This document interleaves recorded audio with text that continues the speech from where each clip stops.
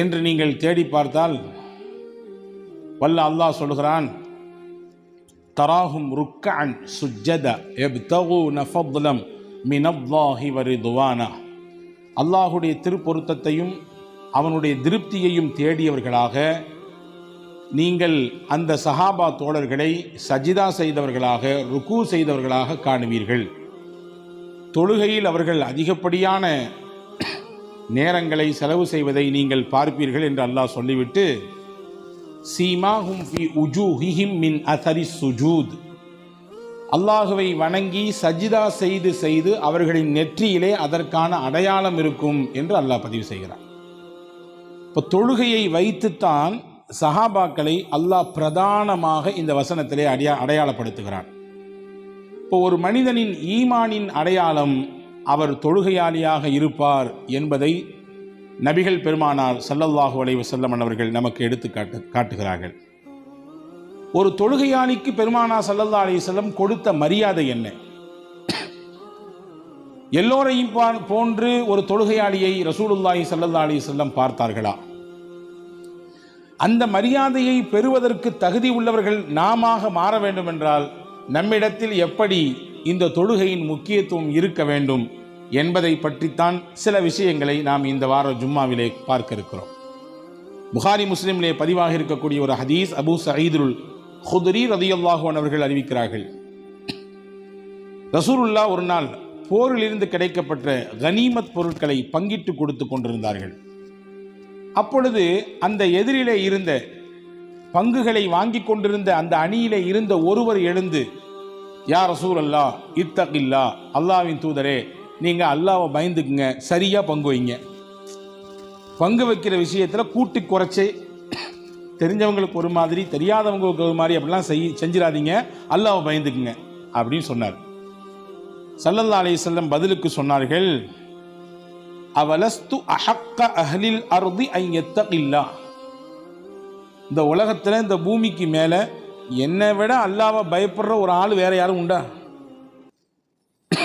அல்லாஹ்வை எப்படி பயப்பட வேண்டும், அல்லாஹ்வை எப்படி நெருங்க வேண்டும், அல்லாஹ்வை எப்படி அடைய வேண்டும் என்கின்ற வழியை உங்களுக்கு சொல்லித் தந்தவன் நான்.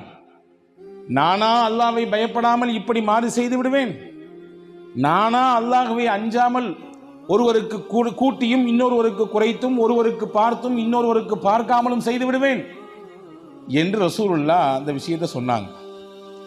இதை சொன்ன உடனே பக்கத்தில் ஒரு சஹாபி இருந்தாங்க. அந்த சஹாபிக்கு பேர் ஹாலித் பின் வலீத் ரலியல்லாஹு அன்ஹு.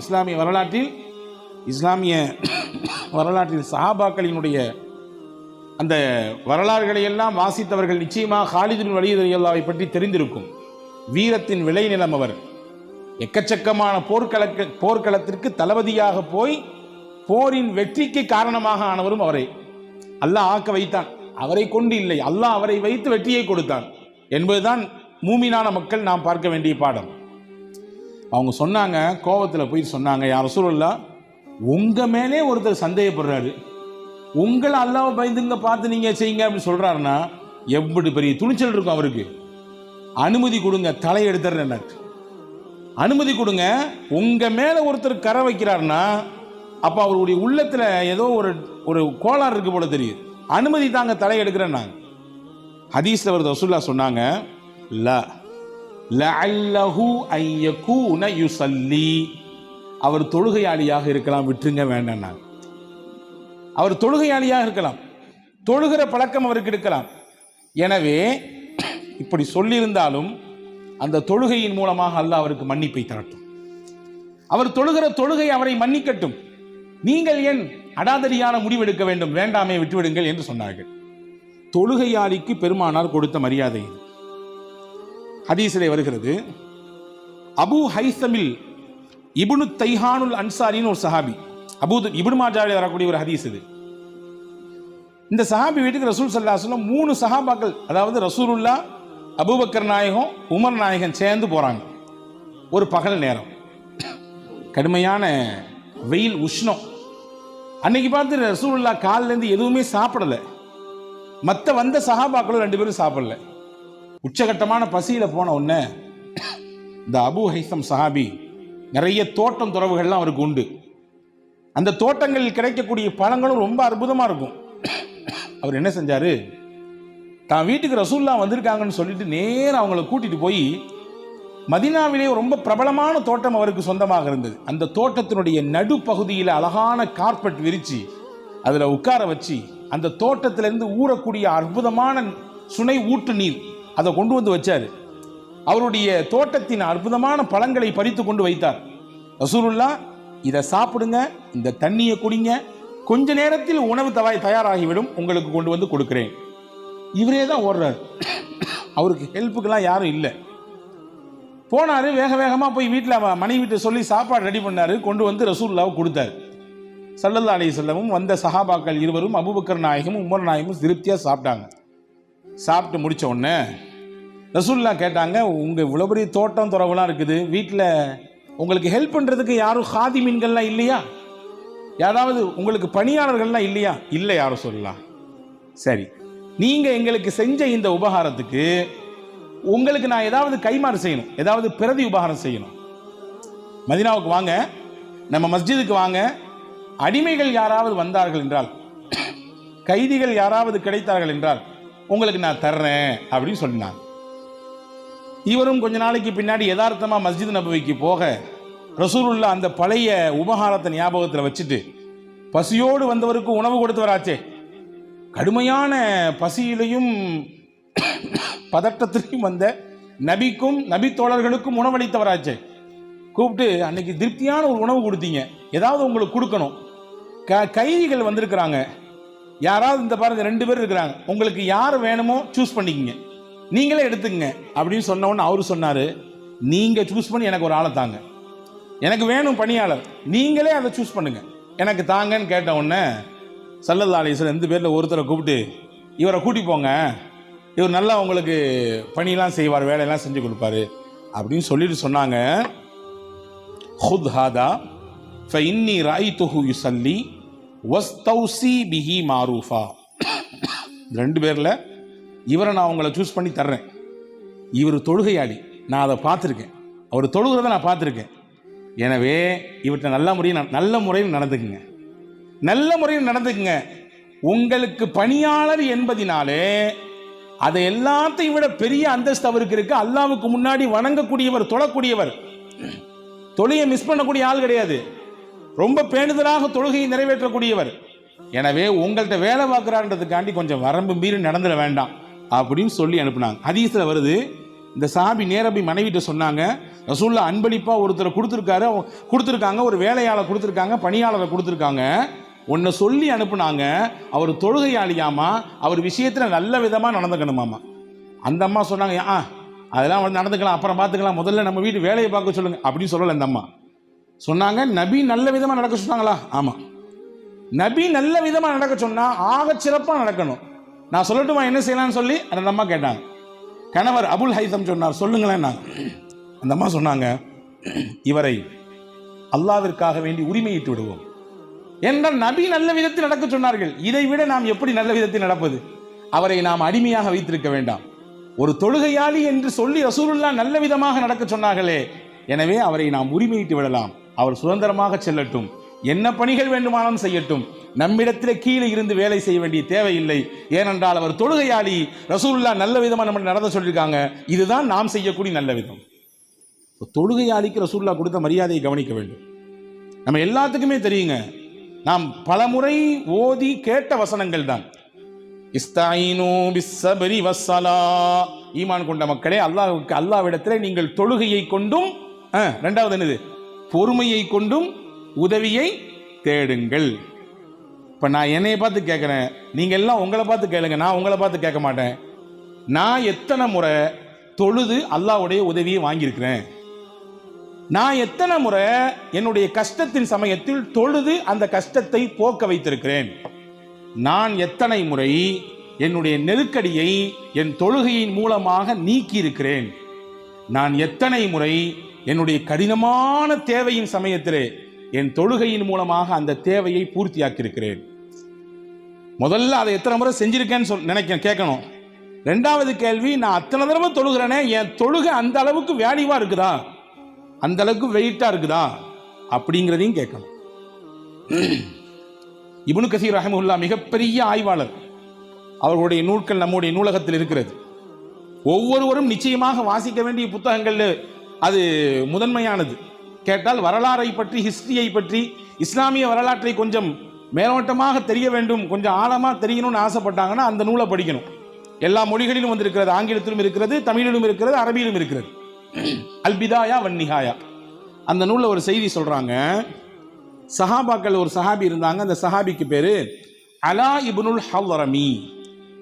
இந்த அலா இப்னுல் ஹதரமி ரசூலுல்லாஹ் எந்த அளவுக்கு அவருக்கு மரியாதை கொடுத்தாங்கன்னா, ஒரு நாள் அவர் ரசூலுல்லாஹ் வீட்டுக்கு உள்ள வர்றதுக்கு அனுமதி கேட்டாங்க. ரசூலுல்லாஹ் எந்திரிச்சு அவரை போய் கூட்டிட்டு வந்து தான் மேலே போட்டிருந்த துண்டை எடுத்து கீழே கரையை தட்டி விட்டு இங்க உட்காருங்க ஆலா அப்படின்னு சொன்னாங்க. ஏங்க, சாதாரண ஒருத்தர் அல்லது வச்சுக்கோங்க ஒரு பவர்ஃபுல்லான ஒரு ஆள், ஒரு பொலிட்டிக்கல்லையோ அல்லது பொருளாதாரத்திலேயோ அல்லது சமூகத்தில் அந்தஸ்துலையோ ஒரு முக்கியமான இடத்துல இருக்கிறவர் நம்மளை பார்த்த உடனே அவர் வீட்டிலேருந்து வேக வேகமாக இறங்கி வந்து நம்ம காரில் விட்டு இறங்குறோம், அவர் வந்து நம்ம கையை பிடிச்சி வீட்டில் கூட்டு போய் உட்கார வைக்கிறார். நமக்கு எவ்வளோ பெரிய சந்தோஷமா இருக்கும். இவ்வளோ பெரிய ஆள் கீழே இறங்கி வந்து நம்மளை கூட்டு போறாரு. உலகத்திலேயே உலகத்தின் தலைவர் உத்தம நபி ஸல்லல்லாஹு அலைஹி வஸல்லம் பண்ணவர்கள் இவர் வந்துட்டாருன்னு ஒன்று எந்திரிச்சு போய் கூட்டி வந்து தான் மேலே போட்டிருந்த துண்டை தூக்கி கீழே அந்த இடத்தை தட்டி விட்டு உட்கார வச்சாங்க. அப்படின்னா அவர் எவ்வளவு பெரிய அந்தஸ்துக்குரியவர் என்பதை ரசூலுல்லாஹ் உள்வாங்கியிருந்தாங்கன்னு நம்ம கவனிக்கணும். அந்த அலா இப்னுல் ஹதரமி ரஹ்மத்துல்லாஹி அவர்களை உமர் ரலியல்லாஹுடைய காலத்தில் வெளியூருக்கு போர்களுக்கு அனுப்பி வைத்தார்கள். இப்போ அவங்களுடைய தலைமையில் தான் சையதுனா அபூ ஹுரைரா ரலியல்லாஹு அன்ஹு, சஹாபாக்கள் ரொம்ப முக்கியமானவங்க, அவங்க பயணிச்சாங்க. அவர்கள் கண்ட ஆச்சரியத்தை சொல்றாங்க. நான் எதுக்கு சொல்றேன்றது இந்த நிகழ்ச்சி முடியும் பொழுது உங்களுக்கு புரியும். என்ன சொன்னாங்க? நாங்கள் பயணத்தில் இருந்தோம், உது செய்யறதுக்கும் தண்ணி இல்லை, குடிக்கிறதுக்கும் தண்ணி இல்லை, தண்ணியினுடைய ஊற்றுக்கள் எங்கே இருக்கிறது என்று யாருக்கும் தெரியக்கூடாது என்பதனாலே எதிரிகள் அதையெல்லாம் மூடி போட்டு விட்டார்கள், அடையாளமே இல்லாமக்கிட்டாங்க. நடுப்பாலைவனத்தில் சிக்கிவிட்டோம்.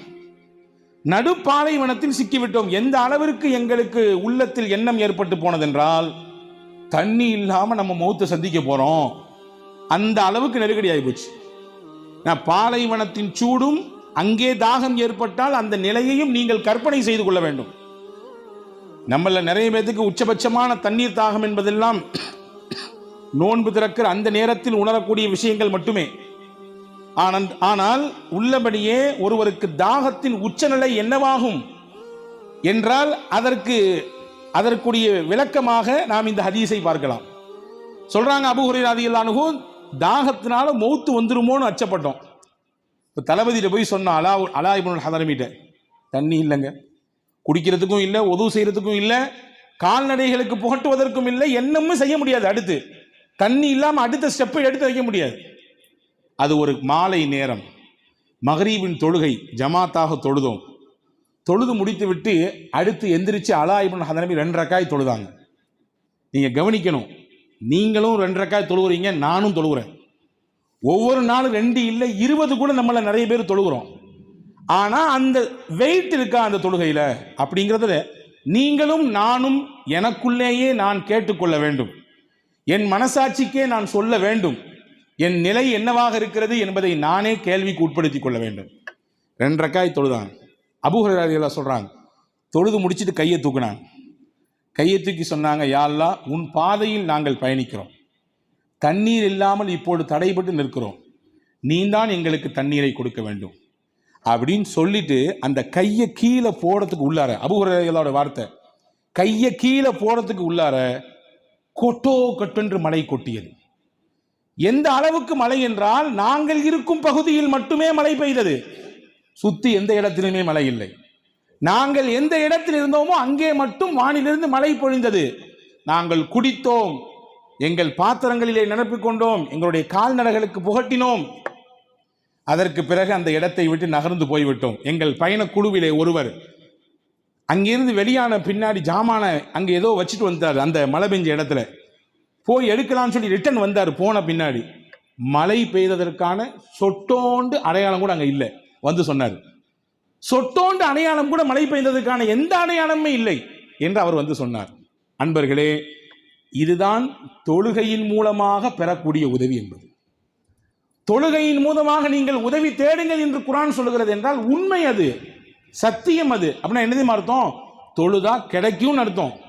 தொழுதா கஷ்டம் தீரும்னு அர்த்தம், தொழுதா நம்முடைய கவலைகள் போகும் அர்த்தம், தொழுதா நம்முடைய நெருக்கடிகள் எல்லாம் நீங்கும் அர்த்தம். ஆனா அங்க என்ன கேள்வி, நம்ம தொழுகை ஏன் தொழுகை அந்த மாதிரி லெவல்ல இருக்குதான்றதான் கேள்வி.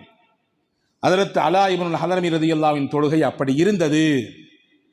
அன்பான சகோதரர்களே, தொழுகைதான் ஒரு மூமினின் பேராயுதம். இன்னைக்கு எல்லா விஷயங்களை பற்றியும் நாம் விவாதிக்கிறோம், பேசுகிறோம். நமக்கு மத்தியிலே கருத்து பரிமாற்றங்கள் நிறைய நடக்கிறது. ரொம்பவும் விழிப்புணர்வோடு இருக்கிறோம். நமக்கு நாமே நாம் சொல்லிக் கொள்கிறோம். சமுதாயத்தினுடைய விழிப்புணர்வு என்பது ரொம்ப அவசியமானது. கல்வி ரீதியாக விழிப்புணர்வு பெற வேண்டும், பொருளாதாரத்தில் விழிப்புணர்வு இருக்கணும், பொலிட்டிக்கல்ல அரசியலில் நாம் எந்த அளவுக்கு விழிப்புணர்வாக இருக்கணும், ஆன்மீகத்தில் எப்படி விழிப்புணர்வாக இருக்கணும், சமுதாயத்தை முன்னேற்றத்தில் எப்படி விழிப்புணர்வாக இருக்கணும், நமக்கு எதிராக எதிரிகள் என்னென்ன மாதிரியான திட்டமிடுகிறார்கள், காய் நகர்த்துகிறார்கள், அதனை எதிர்கொள்வதற்கு எப்படி விழிப்புணர்வு இருக்க வேண்டும் என்றெல்லாம் நாம் பேசுகிறோம். அதற்கான முயற்சிகளை முன்னெடுக்கிறோம். நான் தப்பு என்று சொல்ல மாட்டேன். அதிலெல்லாம் விழிப்புணர்வோடு இருக்கக்கூடிய முஸ்லிம் சமூகம் காலை அதிகாலையிலே முதலில் விழிக்கிறதா? விழிப்புணர்வு அடுத்து. அதிகாலை ஃபஜர் தொழுகைக்காக வேண்டி சமூகம் விழிக்கிறதா என்பது மிகப்பெரிய கேள்வியாக இருக்கிறது. சமூகம் எப்பொழுது வெற்றி பெறும்? ஒரு வெற்றியை சமூகம் எங்கிருந்து தேட வேண்டும்? எந்த துறையாக இருந்தாலும் சரிதான், அதிகாலை ஃபஜர் தொழுகையிலிருந்து தான் சமுதாயம் வெற்றியை தேட வேண்டும். இன்றைக்கு நீங்களும் நானும் கேட்டுக்கொள்ள வேண்டிய கேள்வி, என் வீட்டில், என் குடும்பத்தில், என் நட்பு வட்டாரத்தில், என்னுடைய பிள்ளைகளில் எத்தனை நபர்கள் அதிகாலை தொழுகையை நிறைவேற்றக்கூடியவர்களாக இருக்கிறோம்? ஃபஜர் தொழுகையிலே எவ்வளவு தூரம் கவனம் உள்ளவர்களாக நாங்கள் இருக்கிறோம் என்பதை நமக்கு நாமே கேள்விக்குட்படுத்திக் கொள்ள வேண்டிய ஒரு சூழலிலே இருக்கிறோம்.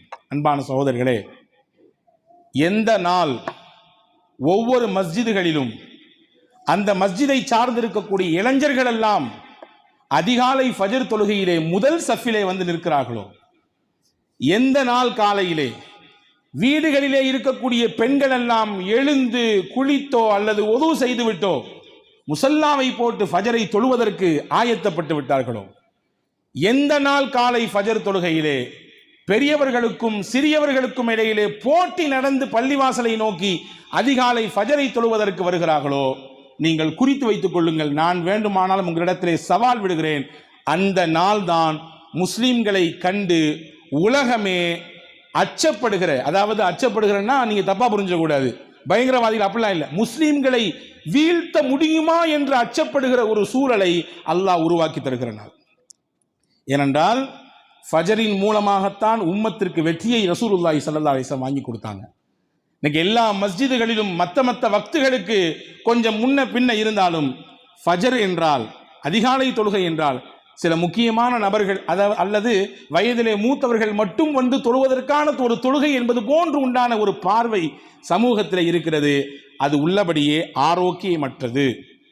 எல்லா தொழுகைக்கும் அழைப்பு கொடுக்குறாங்க இல்லையா? நம்ம எல்லாத்துக்கும் தெரியும். குறிப்பாக ரமலான்ல நம்ம இதை அனுபவிச்சிருப்போம். ஃபஜர் தொழுகைக்கு மட்டும் அழைப்பு தரப்படுது, ஆனா ஒரு வார்த்தை மட்டும் எக்ஸ்ட்ரா சேர்த்துக்கிறாங்க, அஸ்ஸலாத்து ஹைரும் மினன் நௌம். சமூகமே, தூக்கத்தில் தான் உனக்கு நிம்மதி இருக்குதுன்னு நினைச்சிட்டு இருக்கிற, உனக்கான ஓய்வு இருக்குன்னு நினைச்சிட்டு இருக்கிற, நீ ரிலாக்ஸா இருக்கக்கூடிய இடம் உன்னுடைய உறங்கும் இடம் என்று நினைத்துக் கொண்டிருக்கிறாய். இல்லை சமூகமே, இந்த தூக்கத்தை விட மேலான ஒன்று இருக்கிறது, அதுதான் தொழுகை என்பதை உணர்த்தி உணர்த்தி ஒவ்வொரு நாளும் சொல்லுகிற வார்த்தை தான் அஸ்ஸலாத்து ஹைரும் மினன் நௌம். இந்த வார்த்தை நம்ம நிறைய பேருக்கு காதுல கேட்கத்தான் செய்து, ஆனாலும் வார்த்தைகளை மிஞ்சி நமக்கு தூக்கம் மிகைக்கிறது அல்லது ஏதோ ஒரு விதமான அசட்டு நம்மை தட்டி விடுகிறது. 7 விஷயம் சொல்லுகிறேன். 7 நிமிடம் இருக்கிறது. 7 நிமிடத்திலே 7ஐயும் சொல்லிவிடுவேன் இன்ஷா அல்லாஹ். 7 விஷயம் சொல்லுகிறேன்.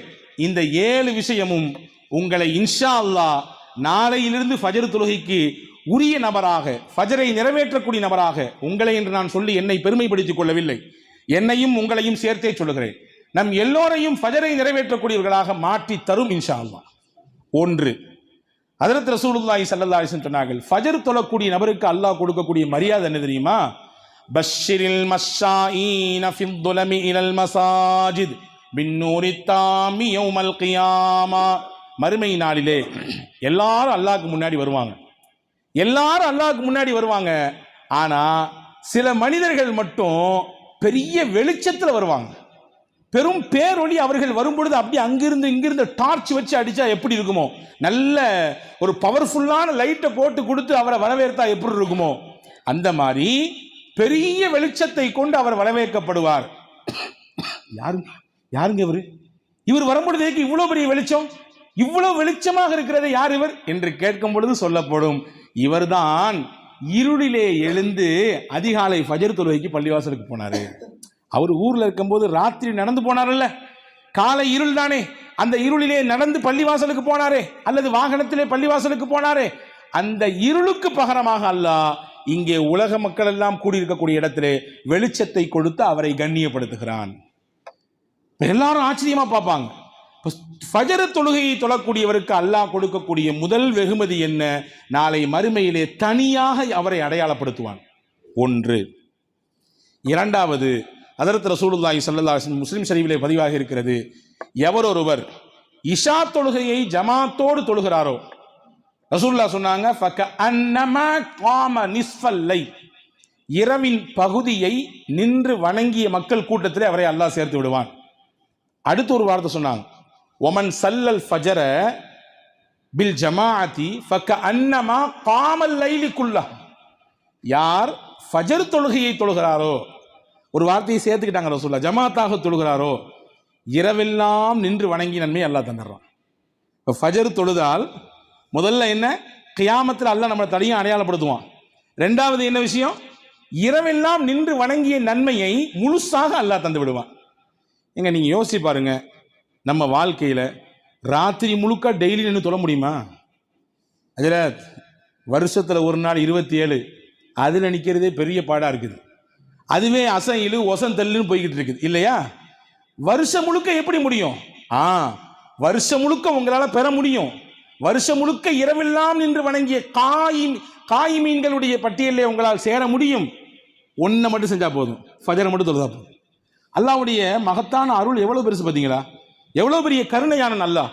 நம்முடைய பலகீன அல்லாவுக்கு தெரியும், அதனால தான் அல்லாஹ் இந்த சாய்ஸை கொடுத்துருக்கான். இந்த ஒரு வாய்ப்பை அல்லாஹ் வழங்கி இருக்கிறான். அப்போ ரெண்டாவது பாக்கியம் இது. மூணாவது மிக முக்கியமான பாக்கியம் நீங்கள் புரிந்து கொள்ளுங்கள். ரசூலுல்லாஹ் சொன்னாங்க, மன் ஸல்ல ஸுப்ஹ ஃபஹுவ ஃபீ திம்மத்தில்லாஹ், எவர் ஒருவர் ஃபஜர் தொழுகையை தொழுதுறாரோ அல்லாஹ்வுடைய கண்காணிப்பு கீழே அவர் வந்துடுறார், அல்லாஹ்வுடைய கண்ட்ரோலில் வந்துடுறார். அல்லாஹ்வுடைய கண்ட்ரோலிலே ஒருவர் வந்து விட்டார் என்றால் அவரை யாராவது வழிகெடுக்க முடியுமா? அவர் மாறி போவாரா? அல்லாஹ்வுடைய கண்ட்ரோலுக்கு கீழே இருக்கிறார்.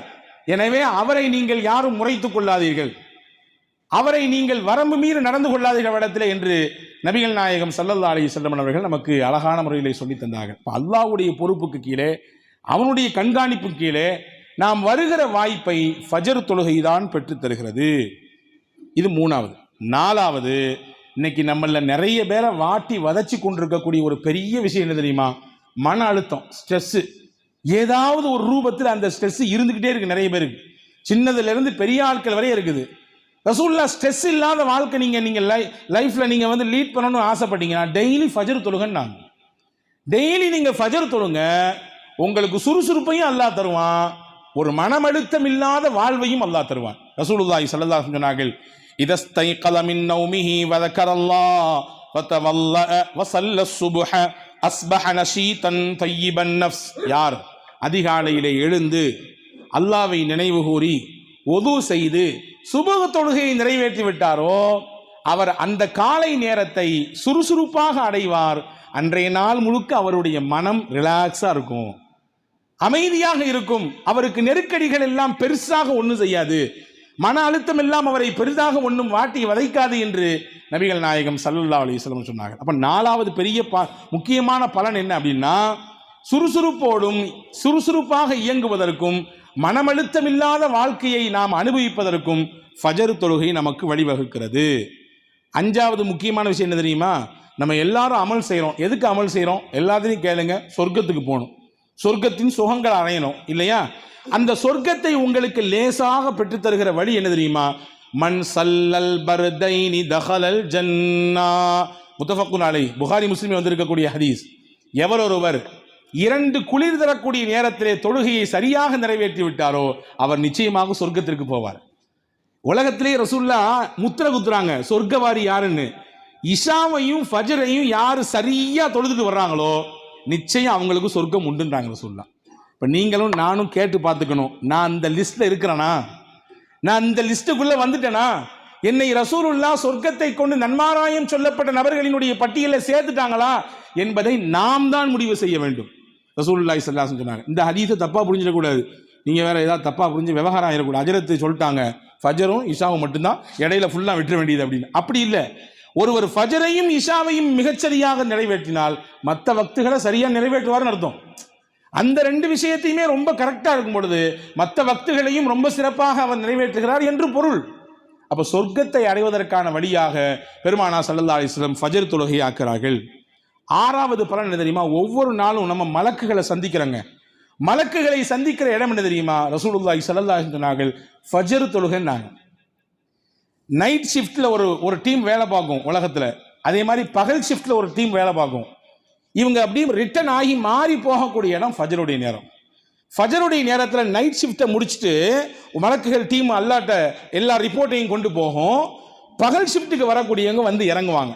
அப்போ ஃபஜருடைய தொழுகையிலே ஒவ்வொரு நாளும் நாம் கலந்து கொண்டால் மலக்குகளை சந்திக்கிற வாய்ப்பை அல்லாஹ் நமக்கு தருவான். இது பெரிய பாக்கியம் தானே. மலக்குகளை சந்திப்பது என்பது சாதாரண விஷயம் அல்லவே. இந்த ஆறாவது பாக்கியமாக மலக்குகளை சந்திப்பதனுடைய பாக்கியத்தை ஃபஜ்ரின் வழியாக நாம் பெற்றுக்கொள்ளலாம். இது ஆறாவது. ஏழாவதாக ரசூலுல்லாஹி ஸல்லல்லாஹு அலைஹி வஸல்லம் சொன்னாங்க, ரக்அத்தா அல் ஃபஜ்ரி கைரும் மினத் துன்யா வமா ஃபீஹா. உலகத்தோடே நாம் சுத்தி வருகிறோம், உலகத்தினுடைய பல்வேறு விஷயங்களிலே நாம் பின்னி பிணைந்திருக்கிறோம். நம்முடைய தொழில், வியாபாரம், குடும்பம், நம் முன்னேற்றம், நாம் போட்டு வைத்திருக்கக்கூடிய முதல், நாம் செய்து கொண்டிருக்கக்கூடிய மிகப்பெரிய வணிகம், இதோடு நம்முடைய கவலைகளும் எண்ணங்களும் நம்முடைய சிந்தனைகளும் சுற்றி தொடர்ந்து கொண்டே இருக்கிறது. பெருமானார் ஸல்லல்லாஹு அலைஹி வஸல்லம் சொன்னாங்க, இது எல்லாத்த விட பெருசு ஒன்று உங்களுக்கு சொல்லட்டுமா? அதுதான் ஃபஜர் தொழுகை. 2 ரக்காயத்து ஃபஜர் தொழுகை இருக்குது. அல்லாஹ்வுடைய பார்வையில நீங்க உலகத்துல எதையெல்லாம் பெருசு நினைக்கிறீங்களோ அதை எல்லாத்தையும் விட பெருசு அல்லாஹ்வின் பார்வையிலே ஃபஜருடைய 2 ரக்காயத்து நாங்கள் சொல்லலாம். 2 ரக்காயத்து ஃபஜர் தொழுகை இருக்கிறதே, இந்த உலகம், இந்த உலகத்தில் இருக்கக்கூடிய எல்லா பொருளை விட பெரியது என்று நபிகள் நாயகம் ஸல்லல்லாஹு அலைஹி வஸல்லம் சொன்னார். ஆக இந்த 7 பாக்கியமும் ஃபஜர் தொழுகை இதன் மூலமாகத்தான் கிடைக்கிறது. எனவே அன்பான சகோதரர்களே, தொழுகை பொதுவாகவே எல்லோரும் நாம் எடுத்து நம்முடைய வாழ்க்கையிலே கட்டாயம் பின்பற்றி ஆக வேண்டிய கடமை. அதில் ரொம்ப கவனத்தோடு, ரொம்ப உன்னிப்போடு, ரொம்ப மைனூட்டாக நாம் கவனித்து நிறைவேற்ற வேண்டிய ஒரு கடமை இருக்குமேயானால், ஒரு தொழுகை இருக்குமேயானால் அது ஃபஜருடைய தொழுகை. மற்ற நேரங்களிலே நாம் சாக்கு போக்கு சொல்லி விடலாம். நான் அங்கே போயிட்டேன், இந்த வேலை ஆகிப்போச்சு, இப்படி ஒரு சூழல் ஆகிப்போச்சு, முக்கியமான மீட்டிங் ஆகிப்போச்சு, இவரை சந்திக்க வேண்டிய நிலை ஆகிப்போச்சு என்றெல்லாம் சொல்லிக்கொள்ளலாம். ஆனால் ஃபஜருடைய நேரத்தில் பெரும்பாலும் அதற்கான வாய்ப்புகள் இல்லை. காரணம், அது நமக்கான நேரம், அது நம்முடைய ஓய்வுக்கான நேரம். அது அதை துறந்து அதை தூக்கி வைத்துவிட்டு, அந்த தூக்கத்தை எடுத்து ஓரத்தில் வைத்துவிட்டு, எனக்கு நிம்மதியையும் இளைப்பாறுதலையும் மன அமைதியையும் தரக்கூடிய தொழுகையை வைத்துவிட்டு எழுந்து வந்து என் ரப்புக்காக நிற்கிறேனே அந்த தொழுகை, அந்த நேரம், அதை விட சிறப்பாக அல்லாஹ்விற்கு பிடித்தது வேறொன்றும் இல்லை. எனவே அன்பான சகோதரர்களே, இந்த விஷயத்திலே கூடுதல் கவனம் எடுத்து நம்முடைய ஈமானை வலுப்படுத்திக் கொள்வதற்கு, இந்த பாக்கியங்களை எல்லாம் நாம் அடைந்து கொள்வதற்கு முயற்சிக்க வேண்டும். வல்ல அல்லாஹ் நாளை மறுமையிலே நம்மை பார்த்து கேள்வி கேட்டால், உன் தொழுகையின் நிலை என்ன என்று கேள்வி கேட்டால், யா அல்லாஹ், உன்னை திருப்திப்படுத்த நின்றேன், உனக்காக வேண்டி என் தூக்கத்தை துறந்தேன், உனக்காக வேண்டி என் வியாபாரத்தை துறந்து வந்தேன், நின்றேன், தொழுதேன், அதற்கு நீனே சாட்சி, எனக்கு இதன் மூலமாக உன் திருப்தியையும் உன்னால் தயார் செய்து வைக்கப்பட்டிருக்கக்கூடிய உயர்ந்த சொர்க்கத்தையும் தா என்று அல்லாஹ்விடத்தில் அடம்பிடித்து கேட்பதற்கான வாய்ப்பை தொழுகைதான் பெற்றுத்தரும். ஒரு நபரை நான் கூர்மையாக ஒரு சில நாட்கள் கவனித்தேன்.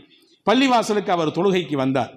ஆனால் தொழுகை முடிந்ததற்கு பிறகும் சரி, தொழுகைக்கு முன்பும் சரி, ஒரு விதமான தயக்கமும் ஒரு விதமான பதட்டமும் அவருடைய உடலிலே தெரிந்தது. நான் பக்கத்தில் போய் எல்லாம் முடிஞ்சு எல்லாரும் போனவொன்னே சொன்னேன், தம்பி ரொம்ப பதட்டமாக இருக்கிற மாதிரி தெரியுது, அல்லாஹ்வுடைய வீடு இது, நீங்கள் பதட்டப்படலாம் தேவையில்லை, இங்கே யாரும் எதுவும் கிடையாது, எல்லாருக்கும் மேலே அல்லாஹ் இருக்கிறான், அவனிடத்தில் நீங்கள் எதையும் சொல்லலாம், நீங்கள் இப்படி தயங்கி நான் தொடர்ச்சியாக ஒரு சில நாட்களாக உங்களை கவனிக்கிறேன் என்று சொன்ன உடனே அவர் சொன்னார், பதட்டம் அதெல்லாம் இல்லை, எனக்கு வயசு 28 வயசு ஆச்சு. அந்த பையன் சொன்னதை அப்படி நான் உங்களுக்கு சொல்லுகிறேன். எனக்கு 28 வயதானது. நான் இஸ்லாத்தை ஏற்றுக்கொண்டு 6 மாதங்கள் தான் ஆகிறது. அவர் சொன்னார், இஸ்லாத்தை ஏற்றுக்கொண்டு 6 மாதங்கள் தான் ஆகிறது.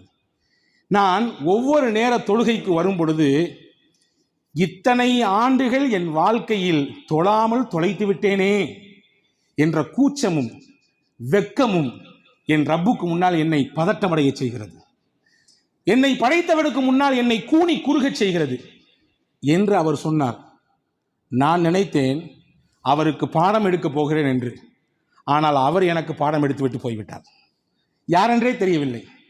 வெறும் 6 மாதம் இஸ்லாத்தை ஏற்றுக்கொண்டவருக்கு இந்த வெட்க உணர்வு இருக்கிறது என்றால் 60 ஆண்டுகள் எனக்கு எங்கே போனது வெட்கம்? 30 வருடம் எனக்கு எங்கே போனது வெட்கம்? 45 ஆண்டுகள் எனக்கு எங்கே போனது வெட்கம்?